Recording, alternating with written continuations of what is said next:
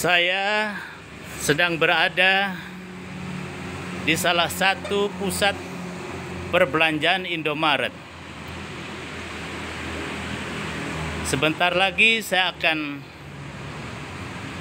mewawancarai salah satu warga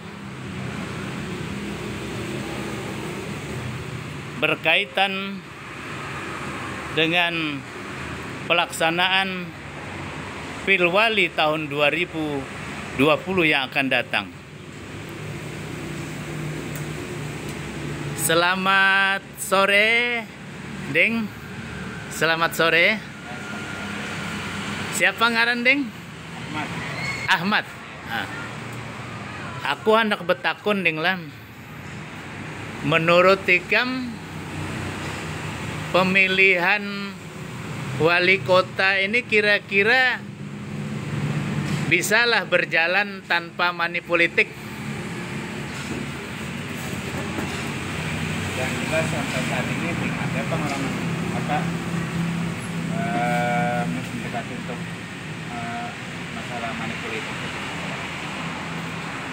sampai saat ini. Artinya melakukan atau tidak? Sampai saat ini belum ada, berarti tidak, berarti. Tidak ya. Mas, selamat sore, Mas. Selamat sore, Mas. Ya. Siapa ngaran, Deng? Wahyu, Mas. Wahyu. Wahyu. Menurut pendapat Ikam,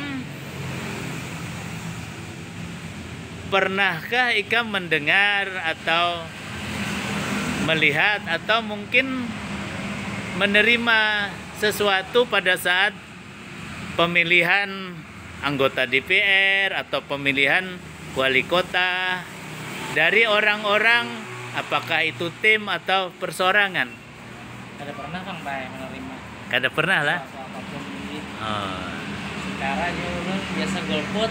Golput. Oh. Jadi alasan golput itu karena apa?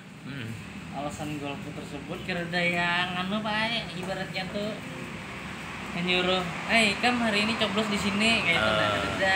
Berarti kurang penerangan lah. Kurang sosialisasi ya. Iya ya.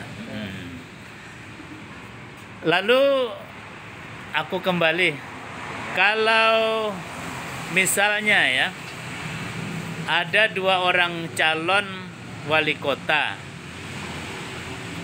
satu memberi duit, yang satu kada memberi duit. Yang kada memberi duit orangnya pintar, yang memberi duit orangnya biasa aja. Itu Ikam memilih nang mana? Yang jelas ulun nang kenal dulu.